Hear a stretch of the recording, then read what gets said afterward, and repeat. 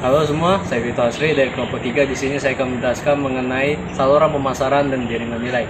Di sini saya menjelaskan dulu mengenai apa itu saluran pemasaran.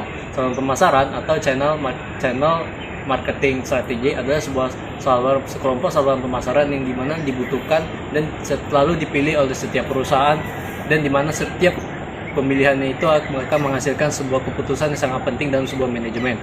Dalam pemilihan ini, perusahaan harus memperhatikan beberapa strategi. Ada dua jenis strategi dorong dan strategi tarik. Strategi dorong adalah menggunakan berbagai macam sumber daya yang ada, seperti sumber daya untuk memasarkan, untuk promosi, uang untuk mempromosikan sesuatu dan lain sebagainya, guna untuk mendorong promosi yang ada agar mencapai ke pengguna akhir.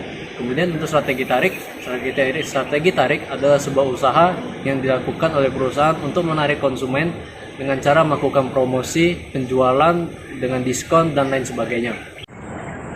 Oke, di sini selanjutnya saya membahas mengenai perkembangan saluran. Dalam awal prosesnya, sebuah perusahaan baru biasanya menggunakan sumber daya yang ada atau yang sedikit terbatas dalam memasarkan perdagangannya di pasar yang baru. Dalam proses perantaranya biasanya menggunakan hal-hal yang lebih kecil, seperti dalam pedagang grosir, pedagang eceran, kemudian untuk menggunakan perusahaan truk dalam proses mendistribusiannya dan lain sebagainya.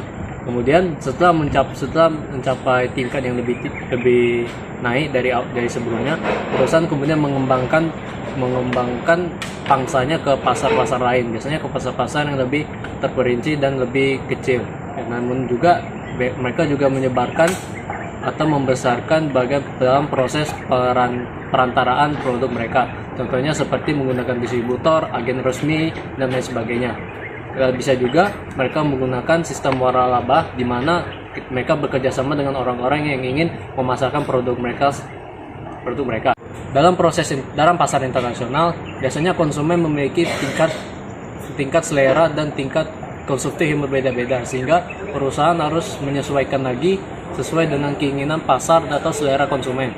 Contohnya seperti perusahaan Walmart, Carrefour, dan lain sebagainya, itu harus menyesuaikan dengan keinginan atau selera konsumen agar bisa mempertahankan produk mereka di suatu negara.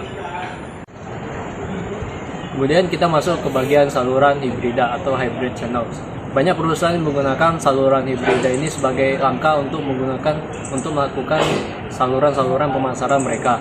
Artinya di sini saluran hybrid ini tidak hanya berfokus kepada satu pelanggan, namun juga ke banyak pelanggan. Contohnya seperti pelanggan besar, pelanggan menengah, dan pelanggan kecil.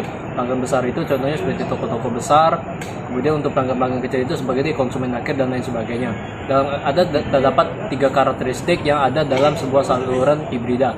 Yaitu yang pertama adalah mampu mengoperasikan dan mampu membeli barang secara online di toko online. Kemudian yang kedua yaitu mempunyai kemampuan untuk mengembalikan barang yang telah dipesan secara online kepada toko pengecer terdekat. Dan yang terakhir adalah kemampuan untuk hak untuk mendapatkan sebuah diskon atau promosi dari pembelian Anda berdasarkan pembelian mereka secara online maupun offline. Pada kesempatan kali ini saya akan membahas mengenai keputusan manajemen sasaran. Setelah perusahaan menentukan sistem saluran pemasaran yang pas, ada beberapa hal yang perlu dilakukan oleh perusahaan. Yang pertama yaitu memilih anggota sasaran.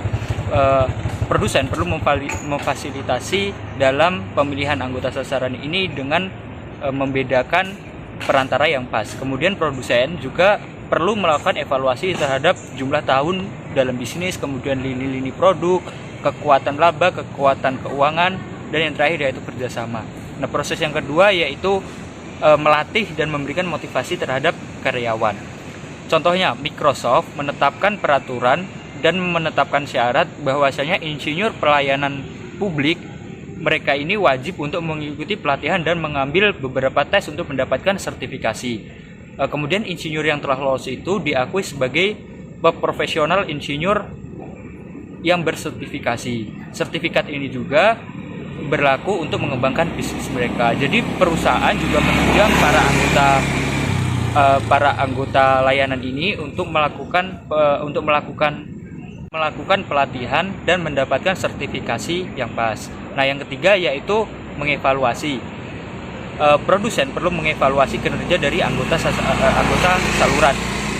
evaluasi ini bertujuan supaya kinerja dari anggota saluran ini sesuai dengan tujuan perusahaan. Ada beberapa hal yang perlu diketahui dalam evaluasi ini.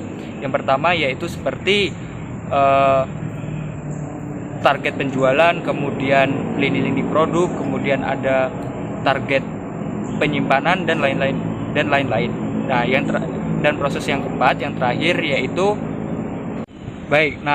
proses yang terakhir yaitu memodifikasi rancangan dan pengaturan saluran. Memodifikasi rancangan ini dilakukan oleh produsen apabila saluran distribusi bekerja tidak sesuai dengan rencana yang telah disepakati. Jadi selanjutnya adalah membahas tentang bagaimana cara mengambil keputusan rancangan saluran. Yang pertama itu adalah menganalisis dulu output jasa yang diinginkan oleh pelanggan. Nah, untuk itu ada 5 yang harus kita analisis. Yang pertama adalah ukuran lot. Ukuran lot ini membahas tentang jumlah unit yang diizinkan untuk dibeli oleh pelanggan secara umum dalam satu peristiwa. Yang kedua, waktu tunggu dan waktu pengiriman. Yang ketiga, kenyamanan spesial. Ini adalah hal yang ditawarkan oleh perusahaan untuk memberikan kenyamanan spesial bagi para konsumennya, dan itu akan menjadi nilai tambah bagi konsumen. Yang keempat, keragaman produk. Produk yang beragam dan bervariasi itu memudahkan konsumen dalam menentukan dan memilih produk atau jasa yang sesuai dengan kebutuhan mereka. Dan yang kelima adalah dukungan layanan. Dukungan layanan ini adalah jasa tambahan yang menunjang jasa yang dibeli oleh si pelanggan tersebut. Selanjutnya, setelah kita berhasil menganalisis tingkat output jasa yang diinginkan pelanggan, maka kita menentukan tujuan dan hambatan dari saluran pemasaran tersebut. Pemasar itu harus menentukan tujuan yang ingin mereka capai berdasarkan tingkat hasil jasa yang ditargetkan. Tujuan setiap saluran itu pastinya bervariasi karena tergantung dari karakteristik produk dan jasa itu sendiri.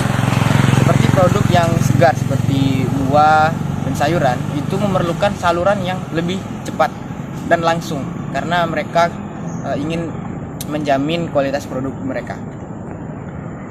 Terdapat juga faktor lain yang akan mempengaruhi tujuan dan hambatan ini. Seperti ketika perusahaan akan memasuki pasar baru, mereka harus meneliti dan melakukan riset lebih mendalam tentang apa yang dilakukan perusahaan sejenis sebelumnya di dalam satu pasar yang sama.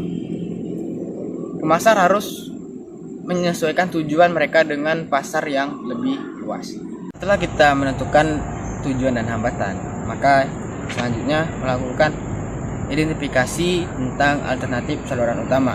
Perusahaan dapat memilih dari berbagai alternatif dan pilihan yang tersedia untuk menjangkau konsumennya, mulai dari milih tenaga kerja, agen distributor, sampai ke surat langsung ke pelanggan. Namun, masalah akan menjadi lebih kompleks ketika perusahaan lain itu sudah mulai melakukan yang namanya bauran pemasaran.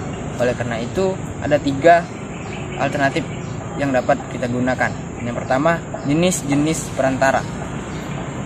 Jenis perantara yang dimaksud adalah perusahaan mengidentifikasi jenis-jenis perantara yang tersedia untuk melakukan pekerjaan mereka. Itu berarti mereka harus melakukan inovatif dalam menjangkau para konsumennya. Yang kedua ada menentukan jumlah perantara. Jadi perusahaan harus memutuskan berapa jumlah perantara yang akan digunakan dalam setiap tingkat saluran. Nah, di dalam strategi ini ada 3. Yang pertama, distribusi eksekutif, selektif, dan intensif. Nah, eksklusif itu berarti perusahaan sangat membatasi jumlah saluran yang mereka gunakan. Yang kedua yaitu tadi selektif, berarti memilih beberapa perantara namun tidak semuanya bersedia menjual produk tertentu. Dan yang terakhir adalah distribusi intensif, berarti produsen menempatkan barang atau jasa sebanyak mungkin di suatu toko. Yang terakhir, kita akan menentukan syarat dan tanggung jawab anggota saluran. Setiap anggota itu harus diberlakukan sama karena mereka mempunyai tanggung jawab dan memiliki peluang untuk memberikan keuntungan bagi perusahaan. Ada empat. Yang pertama itu kebijakan harga, kondisi penjualan, hak teritorial distributor, dan terakhir layanan dan tanggung jawab bersama. Maka di sini saya akan menjelaskan mengenai praktik pemasaran e-commerce. E-commerce berarti bahwa suatu perusahaan menawarkan untuk memfasilitasi penjualan produk secara online. Selanjutnya, e-commerce ini menimbulkan e-purchasing dan e-marketing. E-purchasing berarti bahwa suatu perusahaan menentukan untuk membeli suatu produk, jasa, dan informasi dari berbagai agen online. Selanjutnya, e-marketing. E-marketing ini menggambarkan suatu usaha perusahaan untuk memberitahu pembeli, menginformasikan, mempromosikan, dan menjual produk dan jasanya melalui internet. Selanjutnya ada perusahaan klik murni. Perusahaan klik murni ini merupakan perusahaan yang telah meluncurkan situs web tanpa keberadaan sebelumnya sebagai sebuah perusahaan. Ada berbagai jenis perusahaan klik murni, yaitu mesin pencari, penyedia layanan internet, situs dagang, situs konten, situs penggerak, dan situs transaksi. Situs dagang ini menjual semua jenis produk dan jasa seperti buku, sepatu, pakaian, dan lain-lain. Selanjutnya ada perusahaan Bata dan Klik, yaitu perusahaan yang sudah lama yang menambahkan situs online sebagai informasi dan e-commerce. Banyak perusahaan bata dan semen mengkhawatirkan apakah banyak suatu perusahaannya ada perusahaan Bata dan Klik. Perusahaan Bata dan Klik merupakan perusahaan lama yang menambahkan saluran e-commerce sebagai informasi ataupun e-commerce. Banyak perusahaan bata dan semen memperdebatkan apakah mereka harus menambahkan e-commerce online karena mereka takut akan terjadi konflik kepada pengejar offline, agen, atau toko mereka sendiri. Selanjutnya ada e-commerce. E-commerce merupakan istilah yang digunakan. Selanjutnya adalah e-commerce. E-commerce merupakan istilah yang digunakan pada proses perdagangan atau penjualan produk melalui perangkat mobile seperti handphone, laptop, ataupun tablet. E-commerce dapat melibatkan penjualan produk, pembayaran produk, pembelian produk, dan yang lain-lain. Sebagai contoh umum dari e-commerce yaitu aplikasi e-commerce yaitu seperti Shopee, Tokopedia, Bukalapak, dan yang lain-lain. Di aplikasi tersebut mereka dapat melakukan transaksi pembelian produk dan mengecek apakah pesanan mereka sudah sampai atau belum. Produsen mendelegasikan sebagian tugas penjual mereka kepada perantara untuk mendapatkan efektivitas serta efisiensi dalam melakukan penjualan. Perantara dapat membuat barang tersedia secara lebih luas dan dapat diakses oleh pasar sasarannya, bahkan menawarkan pencapaian yang lebih besar daripada pencapaian yang dapat dilakukan oleh perusahaan itu sendiri. Saluran pemasaran memiliki fungsi untuk mengatasi kesenjangan waktu, tempat, serta kepemilikan dalam menggerakkan barang dari produsen ke konsumen. Anggota saluran pemasaran memiliki sejumlah fungsi kunci. Fungsi fisik, hak milik, serta promosi itu membentuk aliran aktivitas ke depan dari perusahaan ke pelanggan. Sedangkan fungsi pemesanan serta pembayaran itu membentuk aliran aktivitas dari ke belakang, dari pelanggan ke perusahaan. Sedangkan fungsi-fungsi lainnya seperti fungsi negosiasi, informasi, risiko, serta keuangan itu terjadi dalam dua arah. Produsen yang menjual produk fisik serta jasa pada umumnya memerlukan 3 jenis saluran. Yang pertama itu ada saluran penjualan, kemudian saluran pengiriman, serta saluran jasa. Manajer pemasaran harus fokus untuk menentukan siapa yang akan melaksanakan fungsi-fungsi tersebut, bukan fungsi apa yang harus dilaksanakan. Kemudian fungsi-fungsi tersebut memiliki 3 kesamaan. Yang pertama itu menggunakan sumber daya yang terbatas atau langka. Yang kedua itu akan lebih berhasil jika dilaksanakan melalui spesialisasi. Serta yang ketiga itu dapat dialihkan antar anggota saluran. Pada saluran pemasaran konsumen, saluran tingkat 0 atau saluran pemasaran langsung itu terdiri dari produsen yang menjual langsung kepada konsumen atau pelanggan akhirnya. Saluran tingkat 1 terdiri dari produsen, konsumen, serta satu perantara penjualan seperti pengecer.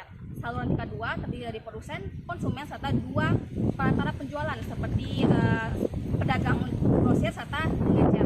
Saluran tingkat 3 terdiri dari produsen, konsumen, serta 3 perantara penjualan seperti pedagang grosir, pedagang besar, serta pengecer tadi. Untuk saluran pemasaran industri atau bisnis to bisnis itu terdiri dari 4 tingkat juga. Saluran tingkat 0 itu terdiri dari produsen yang menjual langsung kepada pelanggan industrinya. Saluran tingkat 1 terdiri dari produsen, konsumen, serta satu perantara penjualan seperti distributor industri. Sedangkan saluran tingkat 2 dan 3 itu terdiri dari produsen yang menjual kepada atau melalui cabang perwakilan produsennya atau cabang penjualannya secara langsung kepada pelanggan industri atau secara tidak langsung melalui distributor industri. Selain saluran yang menggambarkan pergerakan barang dari belakang ke depan, yaitu dari sumber ke penggunanya, terdapat pula saluran aliran terbalik yang dapat digunakan pada kasus-kasus berikut. Misalnya ketika ingin menggunakan kembali barang atau kemasan, kemudian ingin memperbaiki ulang produk untuk dijual kembali, mendaur ulang produk, dan membuang produk atau kemasan. Untuk industri jasa seperti perbankan, perjalanan, asuransi, serta jual beli saham, ini mereka sudah mulai menggunakan saluran baru berkat adanya teknologi dan internet yang semakin maju. Kita pada kali ini adalah tentang konflik, kerjasama, dan persaingan. Konflik sendiri dalam saluran pemasaran itu dari namanya saja kita sudah tahu konflik, di mana ketika konflik terjadi maka akan ada namanya sebuah permasalahan, dan tentu saja terdapat penyebab dari permasalahan tersebut kenapa bisa sampai terjadi dari sektor saluran pemasaran itu sendiri. Jadi konflik dan persaingan itu memiliki beberapa jenis. Ada namanya konflik saluran vertikal, konflik saluran horizontal, dan konflik saluran multi saluran. Apa sih yang dimaksud dari 3 jenis konflik tersebut? Yang pertama, konflik saluran vertikal, di mana konflik ini terjadi pada tingkatan yang berbeda dalam saluran yang sama. Dan konflik saluran horizontal merupakan konflik yang terjadi antar anggota pada tingkatan yang sama, tetapi salurannya juga sama. Dan 3 adalah konflik multi saluran, di mana produsen itu menentukan 2 atau lebih saluran yang akan dipasarkan pada pasar yang sama. Dari ketiga jenis konflik tadi, bagaimana sih perusahaan dapat mengelola sebuah konflik yang ada? Karena seperti yang tahu, banyak sekali konflik yang terjadi dalam saluran pemasaran. Sebenarnya konflik itu dalam suatu saluran pemasaran bukan sebuah halangan, tetapi sebuah hal yang harus dikelola atau diatur oleh perusahaan dalam menjalankan saluran pemasarannya, sehingga saluran pemasaran tersebut dapat berjalan dengan lancar dan hambatan-hambatan dapat diminimalisirkan. Ada beberapa cara sih sebenarnya dapat dilakukan oleh suatu perusahaan, di mana perusahaan tersebut dalam mengelola konflik ada beberapa hal yang dapat dilakukan, yaitu kooptasi, di mana perusahaan itu atau organisasi itu mencari dukungan dari pimpinan organisasi lain untuk seseorang sehingga dapat ditempatkan pada posisi tertentu, atau bisa juga kita melakukan penukaran orang-orang pada tingkat di atasnya, 1 atau 2 tingkat yang lebih. Dan juga konflik ini tentu saja ada penyebabnya. Ada beberapa penyebab yang terjadi pada konflik saluran pemasaran. Yang pertama itu ketidakselarasan tujuan, di mana ketika ketidakselarasan atau ketidaksesuaian suatu tujuan dari sebuah organisasi dalam menjalankan saluran pemasarannya, maka hal tersebut dapat membuat sebuah persimpangan antara saluran tersebut, di mana yang misalkan aspek pada saluran pemasarannya A dengan yang B itu melakukan hal yang tidak sama atau berbeda karena ketidakselarasan tujuannya tadi. Kemudian ada hak dan peran dan hak yang tidak jelas, di mana di setiap sektor-sektor dalam saluran pemasaran itu dia tidak mengetahui ataupun kurang memahami dari haknya apa, peranannya apa, sehingga misalkan satu sektor A dan sektor B, di mana sektor A ini karena tidak paham tadi, dia melakukan peranan dari sektor B dan melanggar haknya atau melebihi hak yang ada pada sektornya tadi, sehingga membuat sebuah konflik atau kekacauan bagi sektor B tadi yang harusnya menjalankan tugas-tugasnya sesuai dengan hak dan peranannya tersebut. Dan ketiga itu ada yang namanya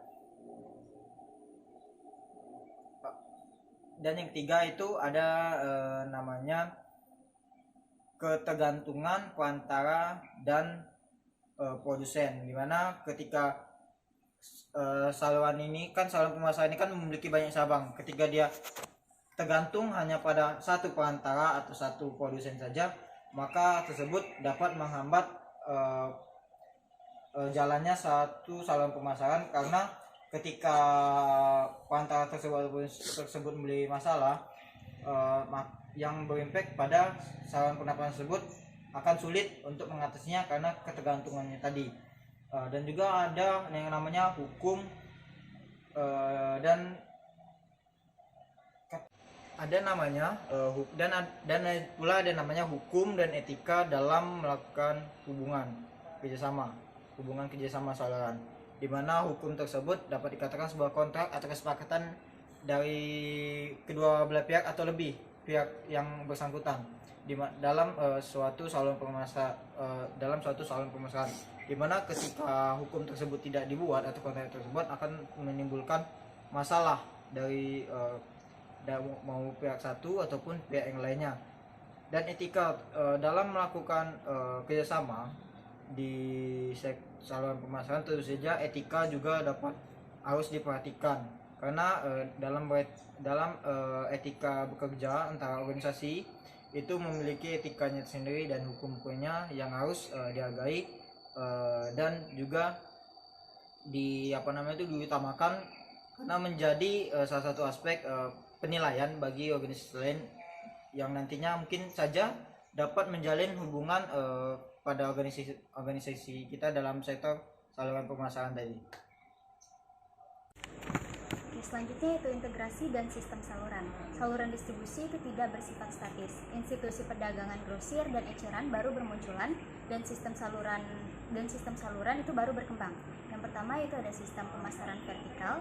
Salah satu perkembangan saluran terbaru yang paling signifikan adalah munculnya sistem pemasaran vertikal. Sistem pemasaran vertikal atau vertical marketing system ini itu meliputi produsen, pedagang grosir, dan pengecer yang bertindak sebagai satu sistem terpadu. Ada 3 jenis VMS. Yang pertama yaitu VMS korporat, yaitu menggabungkan tahap produksi dan distribusi suksesif di bawah satu kepemilikan. Yang kedua yaitu VMS teradministrasi, yaitu mengkoordinasikan tahap produksi dan distribusi secara berturut-turut melalui ukuran dan kekuatan salah satu anggota. Lalu yang ketiga yaitu VMS korporat.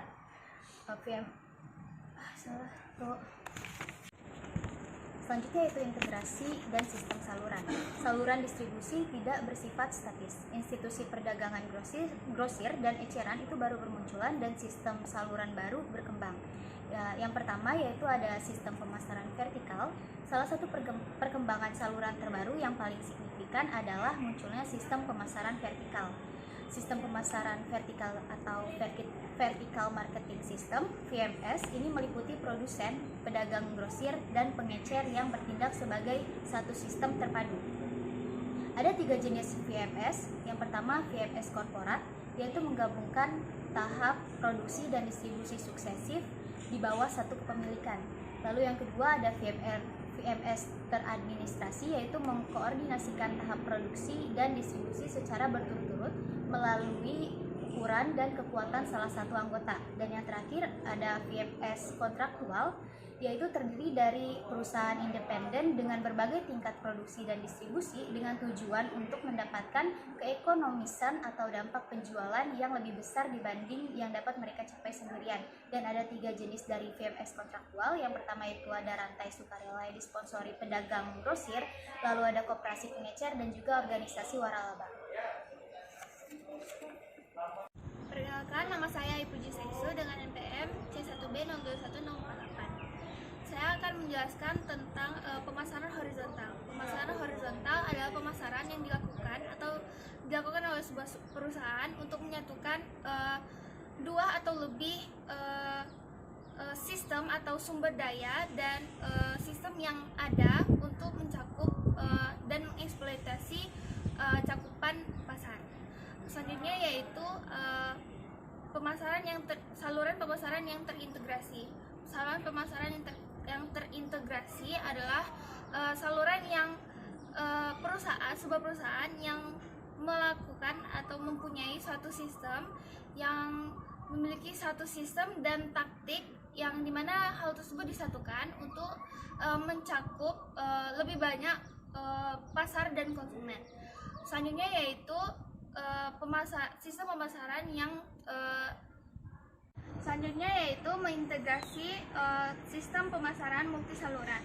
Mengintegrasi sistem integrasi ini yaitu mencakup strategi dan taktik pemasaran yang dibedakan menjadi dua sistem pada pemasarannya.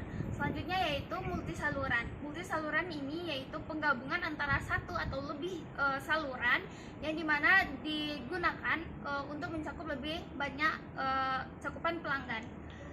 Ada 3 keuntungan dalam penerapan multisaluran yang ini. Pertama yaitu mencakup lebih banyak pelanggan, yang kedua yaitu meminimalisir biaya saluran, dan ketiga yaitu lebih tahu apa yang diinginkan dari konsumen dalam pemasaran yang ada.